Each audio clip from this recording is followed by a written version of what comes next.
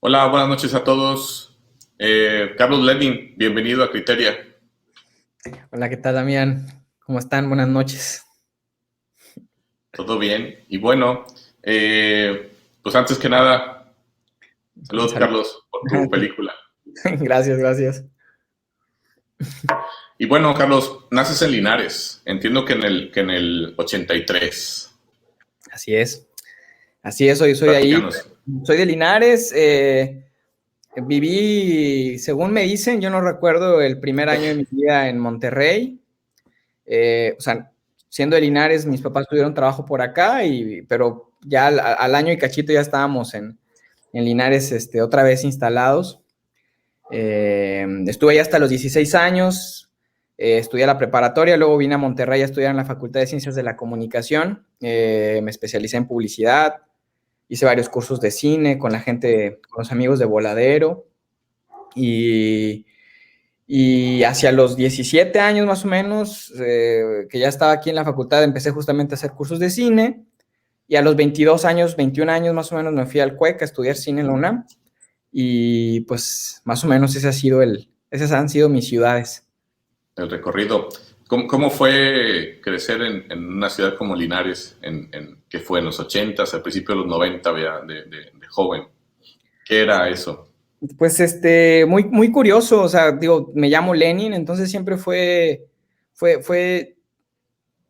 extraño, fue divertido de alguna manera, extraño más bien, saber cómo la gente reaccionaba a mi nombre, aun cuando era muy pequeño. Eh, la gente no tenía muy claro el porqué de mi nombre comunista ni las relaciones históricas reales que tendría un nombre así. Claro. Y eso era, pues, no sé, ahorita ya a la distancia es gracioso, pero fue muy bello. Tuve el privilegio de crecer en un lugar muy bonito, en un barrio de clase trabajadora, muy, muy humilde y muy aguerrido y muy amoroso también a su manera. Y creo que eso me formó mucho. Creo que de los recuerdos más claros que tengo de mi infancia en Linares, Nuevo León, es cuando cayó el muro de Berlín, Okay. que en mi casa fue todo un acontecimiento, obviamente. Sí, Eh, claro.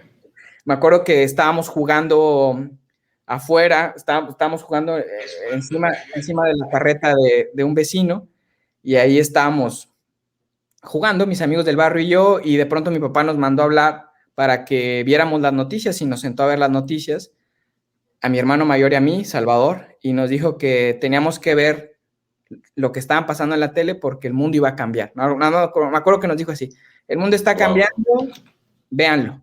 No nos dijo más nada y nos sentamos a cenar migas con huevo, eh, con más ganas de estar afuera echando relajo con mis Claro, amigos, claro.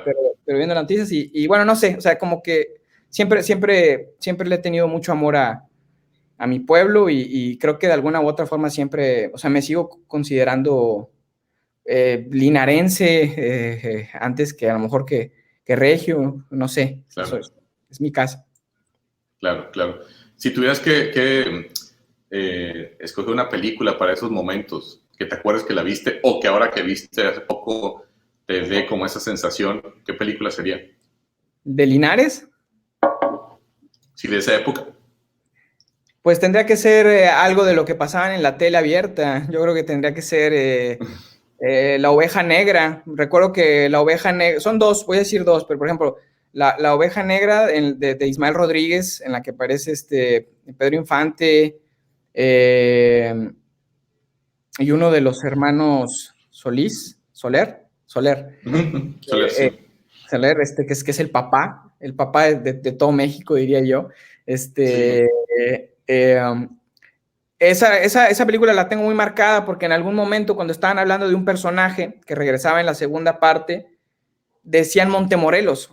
Oye, ya regresó tu nieta, ya regresó tu ahijada, ya regresó tu ahijada de Montemorelos. Ah, sí, ya regresó de Montemorelos. Y yo recuerdo de niño escuchar eso y sentirme sumamente identificado, ¿no? Más identificado con la película y porque en los personajes sí absolutamente melodramáticos, sí absolutamente unidimensionales, yo vi reflejadas o representadas a muchas figuras masculinas de mi entorno, digamos, ¿no? Y la otra que diría sería El Padrino 2, no porque la haya particularmente disfrutado cuando era un niño, pero sí recuerdo que cuando niño la vi, empezaba con este plano general de la marcha fúnebre, cuando estoy esperando a uno de los hermanos mayores de Vito, y en este plano general, en este extreme long shot, sucede un homicidio. ¡Pah, pah! Se escuchan unos tiros, después la muchedumbre se van, ¿no? Se dispersa, y se queda la madre junto al féretro y grita, lo han matado, y han matado, no recuerdo el nombre del hermano, ¿no? Y yo recuerdo ver eso todo en un long shot, y recuerdo que de niño lo primero que noté es que no, por el long shot yo no veía que las personas eran blancas, ¿no? Entonces, me sentí muy identificado, y recuerdo decir así de niño, no manches, esto es aquí, o sea, esto es aquí en el Ejido Jesús María del Puerto, por el escenario desértico, o sea, esto puede ser aquí. Ya después los close-ups fue, ok, no, estoy viendo una película, pero cuando cortaron, cuando intercambiaron de plano, pero en ese momento sí sentí que estaba viendo un reportaje para mí, ¿no? Yo, niño, con una mezcla entre ficción y documental, que a veces creo que todavía extraño, digamos, ¿no? Yo recuerdo esa imagen, la tengo, o sea, la guardo, la aprecio mucho, la guardo con mucho cariño. Va. Y bueno, la verdad es que todo este tema de violencia también tiene que ver, y para entrar ahora sí que en materia, con La Paloma y el Lobo, ¿no? Que es tu ópera prima, ¿no? La filmaste, de hecho, en Linares la mayor parte, y bueno, que tú la has definido en muchas ocasiones como una historia de amor en medio de la violencia, ¿no? Para la gente porque se va a estrenar próximamente, de hecho, por eso estamos aquí reunidos, para la gente ¿cómo te gustaría decirle a la gente de qué se trata como para que vayan a verla?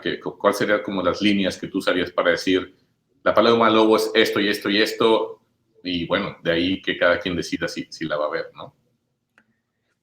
Pues yo diría que La Paloma y el Lobo es un cuento que nos narra una historia amorosa, muy sencilla, muy diminuta, que sucede en el norte de México, entre la carretera 85, digamos, ¿no? Entre Monterrey y Linares.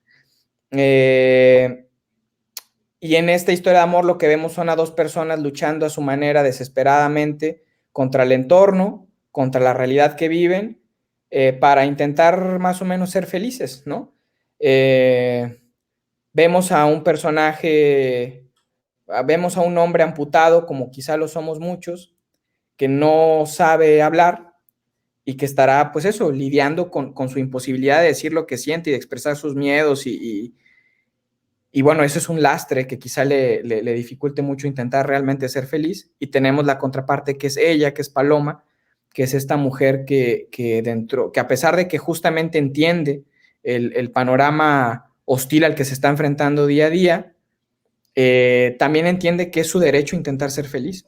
Y en ese sentido luchará con lo que sabe, con lo que tiene y con lo que ignora. Sí, en un momento más me gustaría entrar como esta dinámica que acabas de mencionar, esos contrastes entre estos dos personajes, ¿no? Creo que uno está atrapado completamente, y creo que lo mencionó en alguna otra entrevista, en el machismo, ¿no? En esto de no poder decir las cosas, de estar como guardándose, y ella que está todo el tiempo intentando ser feliz, ¿no? Y que pareciera como, bueno, ella tiene muchas más herramientas, ¿no? Para lograr lo que él, ¿no? Pero me gustaría entrar en eso en un momento más, porque se me hace un gran tema. Creo que no es el tema principal de la película, pero es un gran tema. Entiendo que la película ganó Locarno, ¿no? El Festival de Cine de Locarno. Para la gente que nos ve, ¿qué características tiene Locarno a diferencia de otros festivales, Carlos? Pues es un espacio de cine especializado en cine de autor, ¿no? Y en ese sentido, cuando nosotros terminamos la película y entendimos el tipo de película que habíamos hecho, siempre tuvimos muy claro, mientras la estábamos justo finalizando, todavía en los últimos días de rodaje, lo recuerdo, porque todos los días veíamos el material, ya cuando estábamos editando sabíamos que nuestra mejor ventana para una premiere internacional era lo carno, era lo que más nos convenía, era con lo que fantaseamos por las particularidades de nuestra película, porque justamente, reitero, o más bien justamente para responder con mayor precisión, es un espacio cinematográfico muy longevo, es casi de la edad también de Cannes, y su particularidad es esa, se especializa en el cine de autor más propositivo formalmente y temáticamente en el mundo, ¿no? Y es un espacio, ya que estás ahí, pues eso, maravilloso como para justamente ir a ver películas más allá de ciertas otras parafernales que luego se consumen o de que devoran absolutamente el fenómeno cinematográfico, ¿no? Pero es un gran espacio, es un espacio muy bello que espero que logre resistir con esta curaduría y con esta búsqueda de miradas distintas, divergentes, contestatarias y profundamente, pues no sé, como artísticas, por decirlo así. Claro, yo cuando vi La Paloma y el Lobo me parecía que había una propuesta, ¿no? Había una intención de un lenguaje propio, ¿no? Y de transmitirlo, ¿no? De no quedarse nada más en esto de contar una historia propia del noreste mexicano, sino también apropiarse del lenguaje y que también fuera un elemento más de eso, de expresión de esto que es una parte particular del país, ¿no? Sí. Y creo que esa apuesta funciona. Y lo digo para que la gente también que nos ve y que nos escucha también sepa a qué va a enfrentarse con La Paloma y el Lobo, a una propuesta, ¿no? Diferente, particular, que expresa con la cámara mucho más que con las palabras, ¿no? Así creo que tú lo planteaste, ¿no? Sí, era justamente mi intención, es decir, o sea, yo sabía que quería compartir un relato que conociera, un relato que perteneciera a mi barrio, a mi comunidad, a lo que me conforma como individuo. Pero no quería solo contar esa historia, o más bien no quería esa historia entregarla a un lenguaje hegemónico o a un lenguaje en el que existen otras cintas, que está perfecto, que está genial, yo no tengo nada en contra de esas otras formas de contar películas, de contar historias, pero a mí me interesaba justamente tratar de que este relato encontrara su propia manifestación del lenguaje, en el lenguaje cinematográfico. Es decir, o sea, si yo iba a ser muy honesto con la historia que estaba contando, también me parecía que lo mínimo que le debía al espectador imaginario era ser también muy honesto con mi propuesta formal y permitirme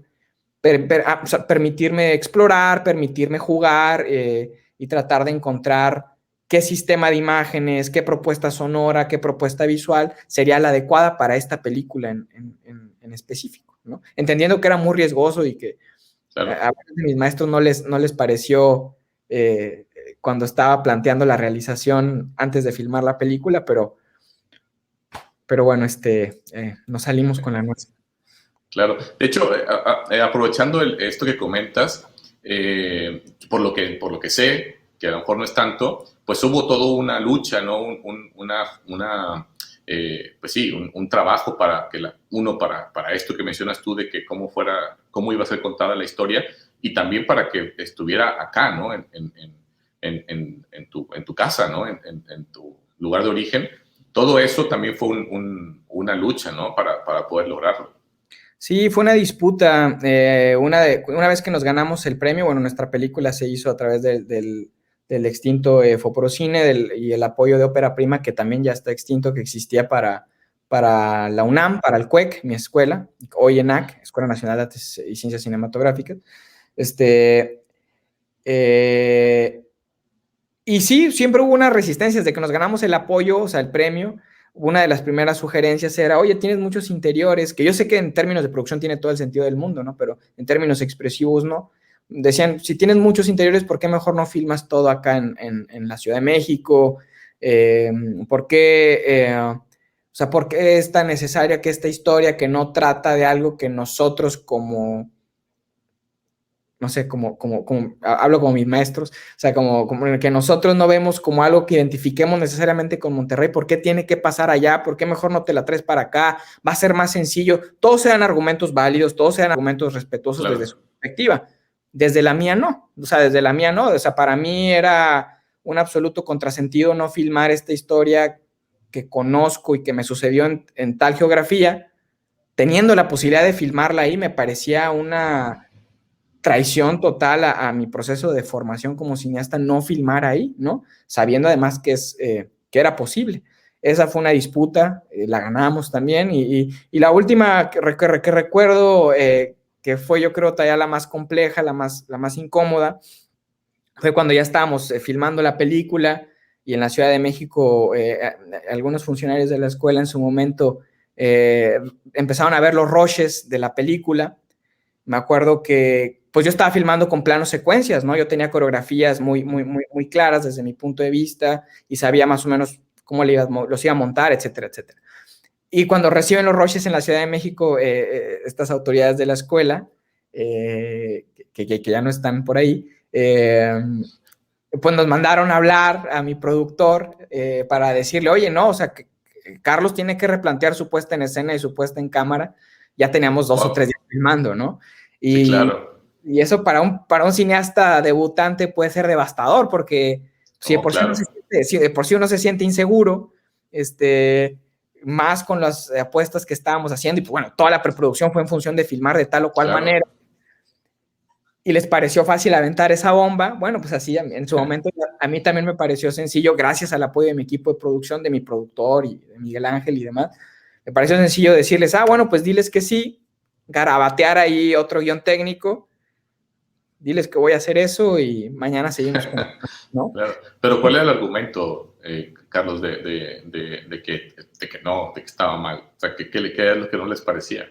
Pues yo creo que decían que no, o sea, les dio miedo que no fuese a funcionar el montaje, porque no estaba filmando en Master Shot con protecciones, o sea, porque no estaba intercortando mis planos secuencias. Y bueno, y yo creo honestamente que quizá esa era como la parte académica. Creo que pues básicamente tiene que ver con una cuestión de gusto, quizá no les estaba gustando lo que estaban viendo, y yo lo entendí también perfecto, o sea, lo digo también como en esto como del deslinde de las responsabilidades, o como también tomarlo ya como a la ligera, pues a lo mejor no les estaba gustando el material que estaban viendo, y pues está chido, y a lo mejor por ahí fue un poquito de ambas, yo creo. Claro. Claro, y es complicado, como tú decías, hay un lenguaje hegemónico, ¿no? Que lo abarca todo, ¿no? Incluso a la misma gente que hace cine o que aprecia cine, y que luego cuando no ven algo que esperarían, ¿no? Que va de una forma, pues obviamente hay una resistencia, ¿no? A todos nos pasa, ¿no? En diferentes momentos, y ahí por eso yo mencionaba que hay un lenguaje propio que intenta ser particular y tratando de expresar algo, pues eso, muy propio. Yo creo que también fue un gran acierto que filmaras acá, porque al final tiene que ver con un asunto de expresión, ¿no? Que el cine es expresión, ¿no? Más que narrativa, que también lo es, obviamente, pero tiene que expresar también algo. Sí, absolutamente de acuerdo con lo que dices. Yo, en uno de los autores en los que más me apoyé, y por si ahí hay algún estudiante de audiovisual o de cine escuchándonos, viéndonos ahorita, en un autor en el que me apoyé mucho, en el que encontré este apoyo rebelde, fue en Glauber Rocha, ¿no? He estado leyendo desde hace mucho tiempo sus ensayos, los revisito una y otra vez, y dentro de sus múltiples ideas, porque era muy vehemente a la hora de escribir, muy intenso también, me encontré en alguno de sus textos ideas alrededor de la construcción de lo cinematográfico desde lo regional, ¿no? Cómo desde tu región podrías llegar a encontrar elementos que nutrieran tu conocimiento cinematográfico y que se manifestaran de alguna u otra forma en tus decisiones estéticas específicas, digamos, ¿no? Y, o sea, como dicen, no le hago como la expresión, o sea, cuando yo leí eso hace mucho tiempo, me explotó la tacha, como dicen, y dije, claro, o sea, tengo el privilegio de haber accedido a una educación cinematográfica formal, muy europeizada, por decirlo de alguna manera, muy de Norteamérica, muy del primer mundo, chido, o sea, chido con esos grandes autores, los voy a querer siempre a todos y a todas ellas, o sea, les seguiré aprendiendo y seguiré disfrutando ese cine, chido, bien, ¿no? Pero ¿por qué en mi formación cinematográfica, no hablo de la de todos, sino de la mía, ¿por qué, por ejemplo, los temas de la decolonización cultural o de la decolonización artística, que sí suceden en otros ámbitos artísticos, no estaban realmente sobre la mesa en la formación cinematográfica, ¿no? Eran la periferia, eran la otredad, eran chido tu cotorreo, pero eso no es cine, ¿no? Aunque no lo digan, lo dicen, ¿no? Es correcto. Porque como en un plano, tan es parte de un plano lo que está dentro del plano como lo que está afuera, tan es parte de una frase lo que se dice como lo que no se dice, ¿no? Entonces, claro. O sea, yo justamente al momento de plantearme la película estaba muy empapado por estas ideas, tenía esta relación de mucho dolor y de mucho amor con mi tierra, con las historias, con las personas, con la gente con la que me formó. Y desde ahí decidí, bueno, o sea, pues esta es mi primer película, México es un país de debuts y despedidas, ¿no? También dije, bueno, ¿por qué no hago algo que realmente yo vería, ¿no? O sea, claro. En vez de estar tratando de complacer abstractos que no entiendo y con los que no estoy de acuerdo, vamos a aventarnos el tiro y de ahí viene, ¿no? Como de un volver a enmugrarme, de un volver a ensuciarme y jugar en el lodo en el lugar en el que crecí, yo creo, de ahí salen estas imágenes. Y bueno, solo para cerrar, luego me preguntan mucho que, sobre todo mis estudiantes y más, que por qué filmé de tal o cual manera, ¿por qué filmaste así? Digamos, ¿no? Me dicen. Y pues yo digo, pues porque así soy. o sea, yo... Claro. O sea, a mí así me salió filmar esta película. Quizá mi siguiente película sea de otra manera, pero eso que está en la película soy yo y por eso estoy muy tranquilo con el resultado, porque no me engañé, no le mentí a nadie, no, o sea... Sí, claro. Y hablando de esto de asunto de amor y dolor, ¿no? Por esta parte del país, yo soy de Tamaulipas, así que estamos muy cerca de Linares y Victoria y entendemos perfectamente ese tipo de dolor, ¿no? Yo creo que los comentarios que te hacían, como dices tú, muy razonables, pero pues no es lo mismo, ¿no? No es lo mismo filmar en un lugar que otro, porque de eso trata, ¿no? La historia. Acerca de esta violencia, a mí lo que me gusta en tu película es que está el sentido de la violencia, el temor a la violencia, incluso las consecuencias de la violencia, pero evitaste todo el tiempo ver la violencia per se, ¿no? Eso creo que está muy bien puesto ahí, ¿no? Y creo que te lo planteaste desde un inicio. Sí, me interesaba entender a la violencia como parte de nosotros. Y esto quiere decir, me interesaba construirla como un personaje. No me interesaba crear o generar imágenes de la violencia que nos impidieran dialogar con esta imaginería, con esta realidad, como algo que es parte de nosotros, o sea, algo que me resultaba a mí insuficiente y que yo sabía que sucedería si construía mi discurso cinematográfico con imágenes explícitas de la violencia, es que la gente tendería a identificar esa violencia como parte de la trama, como una parte de la violencia que está sucediendo ahí, en la pantalla, y que esta distancia entre la pantalla y yo me protege, ¿no? Eso me parecía un resultado casi lógico u obvio, en el mejor de los sentidos también lo digo para los cineastas que deciden utilizarlas. Está chingón, digo, pues a mí más Claro. bien me parecía que en esta película en específico yo tenía que eliminar esta postal, este espectáculo de la violencia para que el espectador en efecto tuviese la oportunidad de sentirla y reflexionarla, porque creo que lo que pasa con la explicitez de ciertas imágenes violentas es que no las sentimos, no las pensamos, simple y sencillamente las entendemos como un elemento que permite que la historia avance, ¿no? En una estructura cinematográfica dramática tradicional, digamos, ¿no? Y a mí no me interesaba eso y reconociendo mis limitaciones, porque, o sea, sí exploré cómo puedo filmar esto, cómo puedo mostrar esto, y reconociendo mis limitaciones dije, no lo voy a lograr, o sea, no voy a lograr filmar una escena violenta como las que estoy describiendo, porque en el texto llegaron a existir, y que eso me permita que suceda una reflexión. No va a pasar, Claro.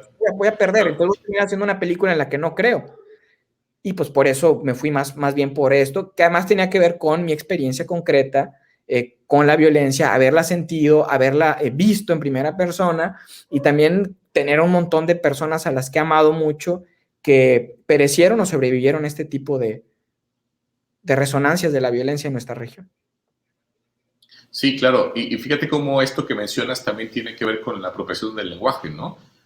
También las características de donde estamos y lo que tenemos a la mano para poder contar una historia hacen que también la estética vaya hacia un lado o hacia otro, ¿no? Entonces, creo que al final esas decisiones, y lo dijiste tú, tienen que ver con nuestro contexto tanto geográfico, de posibilidades, incluso técnicas, ¿no? Para poder contar la historia. Y bueno, también esto, yo también sabía que tú habías también tenido o vivido de cerca todo ese tema de violencia. Creo que es bien difícil que alguien del noreste no haya tenido algún episodio o algún conocido sobre esto. Yo creo que también refleja muy bien La Paloma y el Lobo esa parte que todo el tiempo las tenemos ahí, aunque no esté presente, ¿no? Creo que la presencia y la ausencia funciona bien porque creo que así estamos todos, porque ya sabemos que puede pasar en cualquier momento, ¿no? Sí, es un personaje que se ha vuelto parte de nuestra vida y que siempre está amenazando con entrar a cuadro. O sea, siempre está ahí. O sea, es una presencia muy cotidiana y creo que va a sonar quizá muy mal, como lo voy a decir, pero para nosotros como aspirantes autores, artistas, desde nuestro dolor, ese creo que es parte también del privilegio como aspirantes autores o artistas que tenemos, sin romantizar o sacralizar la violencia o la precariedad, pero si aprendemos a dialogar con esta violencia, si entendemos que no es un objeto que está allá afuera, sino que es algo que existe con nosotros y que ya es parte de nosotros, nos guste o no nos guste, creo que podemos empezar a articular mensajes, piezas, imágenes más representativas de esa presencia-ausencia, de ese dolor, de ese vacío que como norestenses o neoloneses o mexicanos somos, mexicanas y mexicanos. Claro. ¿Tú crees que el cine puede hacer? Yo creo que todo cine es político, ¿no? Y tu película es tremendamente política, no en términos panfletarios, sino en términos de incidir o demostrar una realidad que nos pesa a todos, ¿no? Yo creo que, ¿tú qué piensas de esto? Yo creo que no existe, pues es complicadísimo que exista un cine apolítico, ¿no?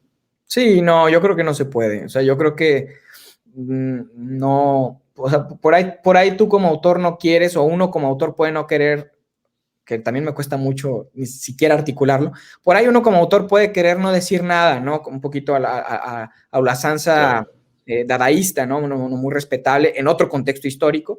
Yo justamente creo que en este contexto histórico es un poco imposible, ¿no? Yo creo que cada que estás poniendo la cámara, cada que estás decidiendo encuadrar esto y no lo otro, cada que cuando estás escribiendo un texto estás decidiendo frasear una acción de tal o cual manera, estás siendo político y es toda tu formación o tu deformación política, académica y humana manifestándose entre letras cuando escribes y entre tus imágenes cuando las planteas, en tu propuesta lumínica, en tu propuesta de arte, en mi caso, en cómo presentas la violencia, ¿no? Cómo muestras, cómo construyes a un personaje masculino, cómo construyes un personaje femenino. O sea, todo eso es político, sí, es político. Hacer un master shot con protecciones también puede ser político, ¿no? Dependiendo del tipo de película que estés haciendo, ¿no? Está, sí, yo creo que que todo lo es a su manera, ¿no? Más allá, que creo que eso es lo bonito del arte contemporáneo, o sea, más allá de lo que el autor quiera o esté imaginando que su obra va a ser, digamos, en un momento tu película ya le pertenece al público y le pertenece al público o a la gente que está insertada en cierta realidad política, ¿no? En ciertas precariedades, en ciertas luchas. Luego entonces tu obra, y eso es para bien desde mi punto de vista, tenderá a significar otras cosas, más allá de lo que tu limitada experiencia pueda concebir, ¿no? Claro, claro, de acuerdo. Por aquí nos saludan Juan Manuel Vega, saludos. Y sí, el otro gran tema, el amor, el otro gran tema de La Paloma y el Lobo. ¿Crees, con todo esto que estamos platicando de la violencia y ahora el COVID, ¿no? ¿Crees que el amor es posible en tiempos de violencia, Carlos?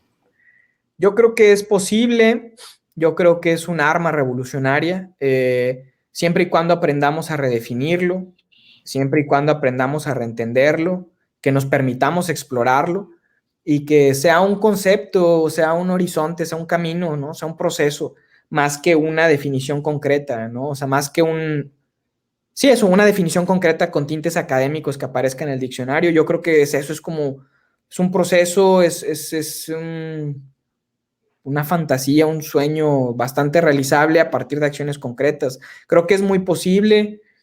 Creo que por eso pienso que es importante reentender o reapropiarnos o redefinir el concepto, porque creo que resistir es amar, luchar es amar, Claro, construir un mundo más justo para todas y todos también es amar, hacer comunidad es amar. Eh, Hay que apropiarnos también de esos términos, ¿no? Y ver qué encontramos como posibilidad ahí, asumiendo que somos seres rotos y que merecemos la oportunidad pues eso, por eso mismo debemos replantearnos las cosas, equivocarnos, probar otras, qué sé yo. sí, hay un término que me gusta mucho de esta como redefinición pues ya no sé, ya los ejes izquierda-derecha están como muy complicados en términos esquemáticos, pero en términos como progresistas, pues me gusta este asunto de que la patria es el otro. Sí. Entonces, pues, obviamente sin amor no hay patria, ¿no? No hay otro. Y creo que por ahí es lo que mencionas. Ahorita que hablas de redefinir, el tema este que mencionaste un poco al principio, como decía, a mí me parece que Lobo también muestra mucho las características del norestense, ¿no? Del hombre, y creo que en general mexicano, ¿no? Atrapado en un machismo que no necesariamente tiene que ser con él violento, con su pareja, porque no es violento con su pareja, pero es violento hacia sí mismo al no poder expresar, al no poder moverse dentro de una cosa que tú mismo decías, el amor tiene que estar moviéndose, tiene que estar como redefiniéndose, y en cambio así, ¿no? Ella es mucho más libre, creo que también refleja el poder que tienen las mujeres y por eso creo que es el movimiento más puro y más potente que tenemos en este momento, ¿no? Uh-huh. Si hay un movimiento político potente en este momento es el de las mujeres, ¿no? Sí. Entonces, yo en ese término te quisiera preguntar, creo que también en La Paloma y el Lobo hay una exploración hacia el hombre de mostrar y decir, bueno, hay que trabajar porque pues estamos hechos una piltrafa, ¿no? Con todo este asunto del machismo. Creo que lo trabajas bien ahí. No sé cómo lo quisiste hacer. Pues justamente para mí era como autor, ahorita hace ratito que hablabas de lo político que puede ser el cine o si puede haber arte que no lo sea, yo pienso que sí, y justamente en el personaje del Lobo a mí me interesaba construir a un hombre que fuese de alguna u otra forma el constructo de un pedacito de cristales, de un montón de pedacitos de cristales de otros hombres a los que he querido mucho, a los que he amado mucho, ¿no? Hombres de mi familia, amigos, compañeros que tuve en la vida y a los que he visto y nos he visto, ¿no? O sea, no me considero fuera de esta ecuación.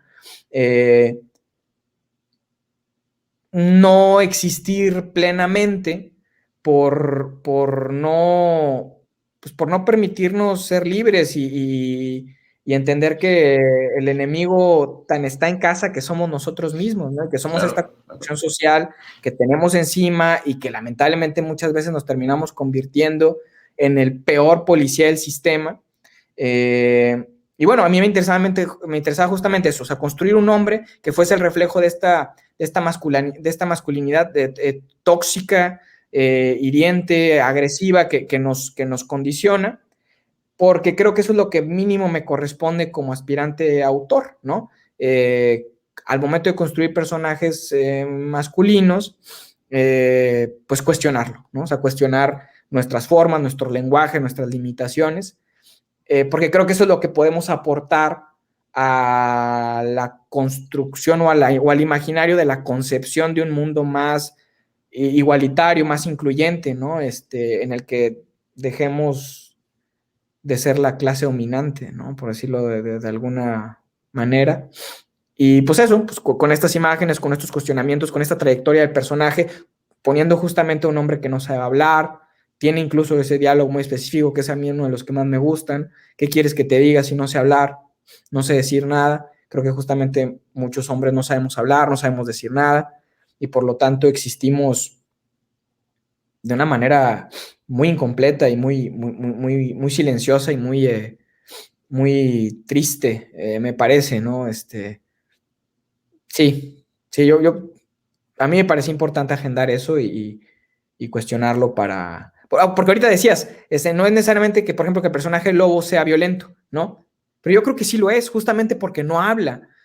Claro. Y el silencio es es brutal, o sea, es lapidario, o sea, Claro. es muy, es muy espantoso, y por eso pienso que dentro de todo lo que tenemos que hacer, una de las cosas más básicas es aprender a hablar y nombrar las emociones y entender que así como el pensamiento es complejo, las emociones también son complejas, y empezar a deconstruirnos desde ahí, entendiendo que quizá no nos toque a nosotros sobrevivir Sí, sí, de acuerdo, de acuerdo. o ir a la fiesta de la revolución cuando el nuevo orden, Sí, claro. el nuevo mundo se establezca. Pues a nosotros nos va a tocar, y creo que eso está bien, la verdad. Más bien es ver cómo acompañamos, deshaciéndonos en el mejor de los sentidos, siendo críticos, tratando de dejar algo de aprendizaje, algunos cuestionamientos ahí que sean útiles a, a, a A los los que siguientes, siguen, ¿no? a los siguientes nuevos hombres que espero que algún día haya. Sí, sí, no, de acuerdo. Yo creo que es importantísimo explorar eso porque, como digo, la lucha que las mujeres están teniendo ahora es increíble, pero bueno, pero nos toca a nosotros Sí. plantearnos y vernos y deconstruir pues sí, como dices, yo tampoco creo que nos alcance, a lo mejor ni siquiera la siguiente generación, ¿no? Nosotros no, ni la que sigue, Uh-huh. porque precisamente es un asunto tan metido ahí, simplemente lo que te dije, que acabas de remarcar, yo digo, bueno, sí, desde primera instancia digo, no es violento, ¿no? Porque no tiene acciones físicas, fíjate desde ahí también mi concepción, ¿no? Entonces hay todo un proceso que no va a acabar con lo que nos queda en este ciclo de vida, ¿no? Sí. Pero que obviamente se tiene que hacer, y como cineastas tiene que estar ahí ese diálogo porque existe y porque nos está torciendo a todos.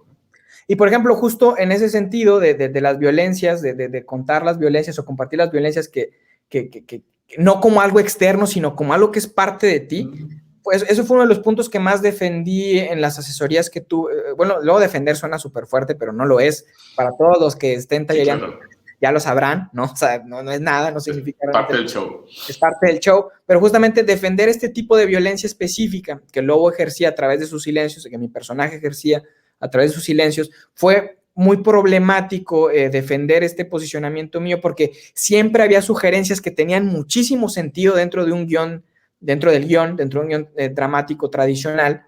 Siempre había sugerencias que eran muy útiles, que podían ser muy útiles para que la historia avanzara, que tenían que ver con violencia explícita, un golpe, una bofetada, un algo, una mentada de madre, qué sé yo, o sea, como cosas muy, el grito, el melodrama mexicano, y para mí era como, Claro. eso no soluciona nada, porque yo sé que la gente ya sabe que eso de alguna u otra forma es violencia. Ya la gente decidirá si eso está bien o está mal, porque pues ese es el país en el que vivimos, ¿no? O sea, la gente se hace bolas con Claro. eso, ¿no? Para mí obviamente está mal. Entonces yo decía, ¿por qué no se la pongo más difícil a la raza? ¿Y por qué no se la pongo más difícil a la raza que es como yo y que justamente piensa que esto, que este personaje podría ser justamente no violento? Vamos a cuestionarlo, ¿no? No le voy a poner... no se la voy a poner, a eso me refiero con no se la voy a poner fácil, no voy a poner el golpe, pero sí voy a Claro. poner estas otras manifestaciones que obviamente reconozco en hombres de mi familia, en amigos, en mí mismo, y que tiene que ver con que si lo contáramos en una forma melodramática, será como un hombre víctima que justamente pues, no puede hablar, no puede decir nada. Claro. Y está bien si quieres en un mundo melodramático, digamos, pero en el mundo real o en un mundo de personajes tridimensionales, para mí estaba bueno justamente mostrar cómo eso también de alguna forma pues, siempre es una decisión y te puedes decantar por este camino o por este otro camino, y para mí el más doloroso era señalar algo con lo que me identifico, un tipo de violencia en la que me he reconocido y que, pues bueno, basta, ¿no? No, claro, y que es bien complejo porque al final es también avergonzante, ¿no? O sea, Sí, darte cuenta de eso es avergonzante porque pues uno siempre cree que es el buena onda, ¿no? Y el sensible y el que atiende todo, ¿no? Y cuando obviamente estamos bien lejos de eso. claro, Y claro, sí. bueno, este cóctel que acabamos de decir, esto es la paloma y el lobo, ¿no? Este asunto de la violencia, el amor, esta pareja que intenta, ¿no? Aparte de un tema más que a mí me gusta mucho es la clase social en donde está sucediendo esto, ¿no? Yo creo que es bien importante porque hablando de la convención, las películas comerciales nos llevan a que el amor solo existe en la clase media o en la clase alta, ¿no? O a lo mucho esta intersección de que la tragedia de que se enamoran interclases, ¿no? Uh-huh. Pero me gusta mucho que tú te atreves a mostrar una pareja pues que está es clase baja y cómo es el amor ahí, ¿no? Desde ahí, desde ese punto de vista. Y a mí me interesaba justo mucho eso, o sea, construirle una pequeña cartita amorosa, a mi manera, digamos, a estos intentos, a estas relaciones amorosas o a estos intentos de la clase trabajadora por quererse, por amarse, que a mí siempre me han parecido, pues a su manera, muy bellos y muy indispensables para nombrarlos. Y justo yo quería nombrar estas historias, al menos una de ellas, en esta película. Y justamente también otra de las historias de amor que suelen existir cuando se utilizan a personajes de la clase trabajadora es como como dices, como la cuestión de la cuestión aspiracional, ¿no? El pobre que se enamora de la rica o la rica que se enamora, no sé, o sea, como las clases así, ¿no? Y a mí lo que me interesa, y también después está esta otra visión muy justamente del melodrama mexicano tradicional, Pepe el Toro, por ejemplo, ahorita que hablamos de Ismael Claro, Rodríguez, de que los pobres se quieren mucho, ¿no? Se quieren mucho y quieren mucho todo el tiempo, digamos, ¿no? Esta visión melodramática, claro. romantizada que El pueblo bueno, ¿no? esa del pueblo bueno y que hace daño al momento de dialogar con los problemas sociales que también con los que existimos, digamos, ¿no? O sea, crean una visión romantizada que no ayuda a la transformación de un país, digamos, o de una sociedad, de una comunidad. A mí también por eso me interesaba construir una relación de amor desgastada en esta clase, ¿no? Claro, Porque justamente estas historias también de una historia de amor que languidece, ¿no? Suelen otorgarse a otras clases sociales, en otras geografías, con otros claro, entornos, con otras formas de matar el tiempo, no acá, y acá pasan mucho. Claro que pasan, porque la gente está cansada, porque todos tenemos trabajos que nos demandan horas y horas y horas y no tenemos casi tiempo para respirar, para intentar ser felices. Y entonces, claro. ¿cómo luego llegas a intentar amar a la persona a la que realmente amas, ¿no? O sea, ¿cómo le sacas el máximo a esas 2 horas y media que Claro. tienes del día cuando estás muerto todos los días, ¿no? Y bueno, por eso para Sí, mí era sí. interesante acotarlo y contemplarlo, ¿no? O sea, contemplar estos relatos. Sí, yo siempre he pensado que el gran lujo realmente del pequeño burgués o de la burguesía en general es ese tiempo, ¿no? Sí, del Ese ocio. tiempo, o sea, es la diferencia Mm. de no tener que estar todo el día dedicado a eso, sino poder dedicar a más cosas y aún así tener un buen nivel de vida, pues ese es el lujo realmente, porque puedes dedicarte a las artes, a amar, No. simplemente al ocio, ¿no? Entonces, ese es el gran lujo de la clase media y media alta, ¿no? Sí, por eso también era para mí muy político al momento de Claro, plantear la película, eh, filmar silencios de estos personajes. Filmar a estos personajes de la clase trabajadora que están contemplando cómo languidece su amor, filmarlos en silencio. Filmar obreros no trabajando. Y a mí, por ejemplo, para mí ha sido muy aleccionador cómo esa apuesta, que sí era formal y que era muy mía, ha funcionado de alguna manera, en la manera en la que a mí me interesaba, que era, justamente me decían, justo asesores, montajistas, etcétera, me decían, no, es que cuando estás filmando a los trabajadores, es que los tienes que estar viendo trabajar. Y yo decía, ¿por qué? Claro, ¿Qué necesitas tú desde tu comodidad como espectador? O sea, ¿qué te da a ti ver al trabajador trabajando? Ah, lo que te da es decir, ah, yo no soy ese güey, yo no soy esa mujer, claro, ¿no? Porque por más que digas, ah, de eso jala, nunca vas a decir, ah, yo soy esa persona. En cambio, en un silencio, en una contemplación en la nada, o dicho de una manera más vulgar, cuando ves a alguien que está en la pendeja, bellamente en la pendeja, quizá todos tenemos momentos así en nuestra vida, ¿no? Y eso por ahí es más universal claro. que esta visión idealizada del trabajo, ¿no? Y me acuerdo que me lo peleaban mucho y sí, sí obviamente firmé labor, ¿no? Pero yo decía, y esto ya fue en mi trabajo con Alicia, con el montajista, fuera, no, o sea, no lo necesitamos, o sea, eso es una demanda de clase además, o sea, la banda que nos Claro. está asesorando cree que el trabajador nomás trabaja, güey, o sea, no conciben que en su chamba brutal, muy cansada, muy valiosa siempre, no conciben que de pronto nomás estén y que eso sea válido, o sea, eso lo ven con desprecio, la gente tiende a ver eso como que Claro, es la hueva. porque, pues claro, exacto, es lo que te iba a decir, justo te iba a decir eso, porque cuando no están haciendo nada es, qué huevones, ¿no? Sí. Porque no ¿Por aprovechan qué? el tiempo, por eso son pobres, ¿no? Por Sí, eso no salen de ahí, güey. Bueno, sí, es que la diferencia es tremenda porque tú sí puedes, sí, ¿no? Sí puedes dedicarle los 46 minutos que llevamos a ver esto, ¿verdad? No, me estoy cultivando, estoy viendo esta tontería, ¿no? y por ejemplo, por eso también para mí era, en algún momento me decían, no, es que estaría padre que los personajes tuvieran aspiraciones aspiracionales, ¿no? Como onda Sí, sí, comercial, sí, ¿no? De que no, pues que se quiera graduar de la prepa o que quiera hacer. Yo decía, ¿por qué? ¿Por qué claro, eso? O sea, ¿por qué no soportan la idea de una persona de la clase trabajadora que está tratando de ser feliz con lo que tiene? Eso a mí me parece claro, profundamente revolucionario porque esa concepción de lo que tiene y de lo que no tiene, de su entorno directo, le permitirá eventualmente llegar a otras conclusiones y a otras decisiones y demás, ¿no? Al menos hablando de mi lado marxista, digamos, ¿no? Pero, o sea, no, claro, ¿por qué necesitas que quiera aprender a leer, no sé, aquí cuál libro tengo, Los Hermanos Karamazov? O sea, ¿para qué? ¿Para qué? ¿No? claro, Eso es para sí, mí, claro. ¿no? Sí, o que quieran ir a su crédito con Coppel, ¿verdad?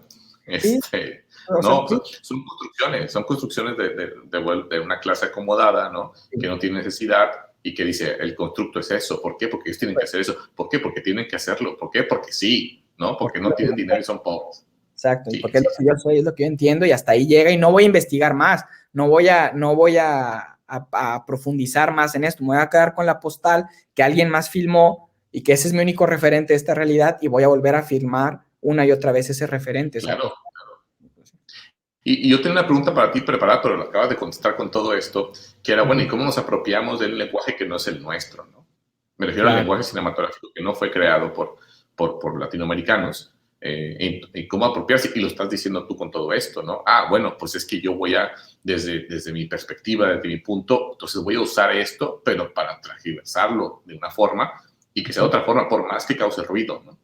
Sí, permitirnos, o sea, por ejemplo, aportando, espero, alguna otra idea en esa dirección, yo diría, pues permitiéndonos la posibilidad de hacer películas imperfectas, eh, permitiéndonos fallar, explorar otros relatos y cuestionarnos por qué estamos poniendo la cámara aquí, no acá. O sea, Es correcto. son como cosas muy básicas a lo mejor en las que creo que podemos hacer descubrimientos bien valiosos para nosotras y para nosotros. O sea, es muy básico, es muy esencial.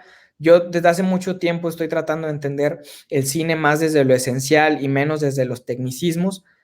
Y me he estado encontrando más cosas. O sea, me he estado encontrando justo como pedacitos de discurso que yo no había leído en otros autores y que me parecen muy valiosos. Tengo una relación diferente ya con muchos otros autores a los cuales he admirado mucho, tratando de entender qué es lo esencial del plano. No, Claro. no el análisis de 16 cuartillas que tal o cual otro especialista escribieron sobre Truffaut, o escribieron sobre Godard, o sobre Agnès Varda, o sobre Lucrecia Martel. O sea, chido que eso exista, digamos, está bien, está padre, pero estoy tratando de encontrar lo esencial en el plano, que es tiempo, espacio y acción dramática, por decirlo de alguna manera, Claro. ¿no? Cómo se comporta y cómo se relaciona.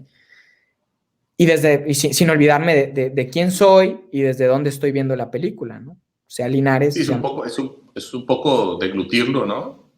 Y luego sacarlo, ¿no? Pero ya incorporado a ti, ¿no? Incorporado a tu visión. Carlos, ya tienen fecha de estreno, ya sabes en dónde podremos ver La Paloma y el Lobo. Tenemos fecha de estreno hacia el 10 de marzo.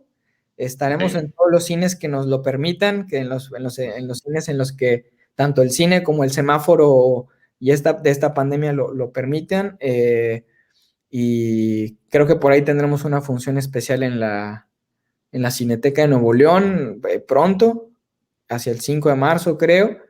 Y pues ahí estamos, o sea, estamos ya con muchas ganas de que esto finalmente suceda. Sí, bueno, obviamente estaremos también aquí replicando por Criteria, por Cinema 1, el cuándo, ¿no? Cuándo son las fechas y las horarios exactos.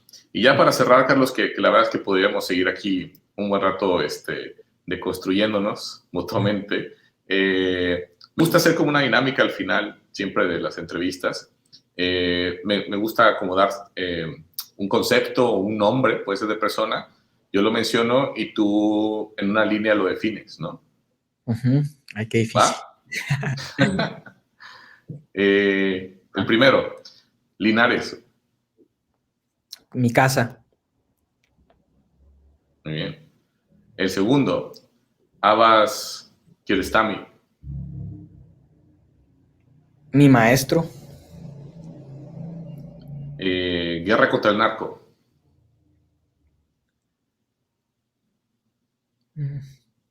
Una mentira.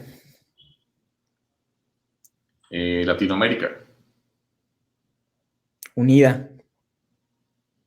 Amor. Horizonte. Bien. Y con esto va a ser súper tramposo, te lo advierto desde antes. Oh, Paloma no. Petra. Mi compañera. Muy bien. Y por último, ya para terminar, un pequeño cuestionario.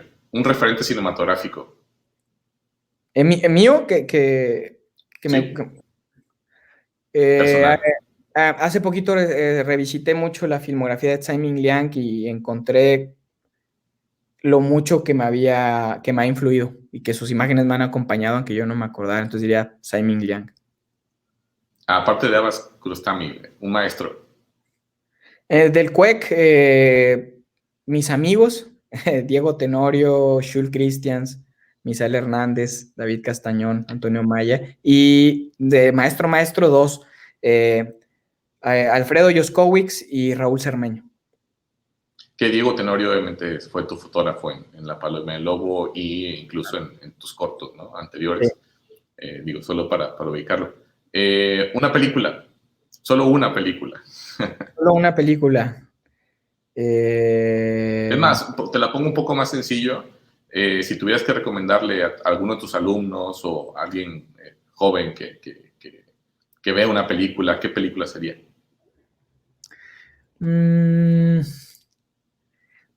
Pues yo creo que... La Paloma y el Lobo. ¿Cuáles tengo? Sí, La Paloma y el Lobo. Ahora hago trampa yo. Vean La Paloma y el Lobo en el cine, ¿no? Claro. Yo En grande, ¿no? la última que vi que me conmovió mucho fue, que la volví a ver hace poco, fue A través del jardín de olivos, justamente de los árboles de olivo de Abbas Kiarostami. Yo creo que diría esa película. O ¿Dónde está la casa de mi amigo? Dije dos. Está bien. No sé, ¿ves series? A veces me falta disciplina. Las dejo, no las logro terminar, pero sí veo, sí ¿Cuál le echo. recomendarías? La última que vi completa fue, que la voy a pronunciar terrible, fue Fleabag. Sí, Sí, sí, Fleabag, sí, sí, sí. sí, sí. Esa es la última que vi, me gustó mucho, bueno, me pareció a mí que está muy bien escrita y siempre me ha parecido que las primeras 5 temporadas de The Office son, en términos de guión, una cosa majestuosa, están muy canijas. Va, muy bien. Y ya a la final, en este momento de tu vida y lo que estás viviendo, ¿qué grupo, canción o música clásica sería tu soundtrack en este momento? ¿Música clásica o de todo vale? De lo que tú quieras. ¿Cuál sería el soundtrack que pondrías en este momento de tu vida? Mm, qué difícil. ¿Cuál sería? Pues es que he estado escuchando mucha música muy diversa.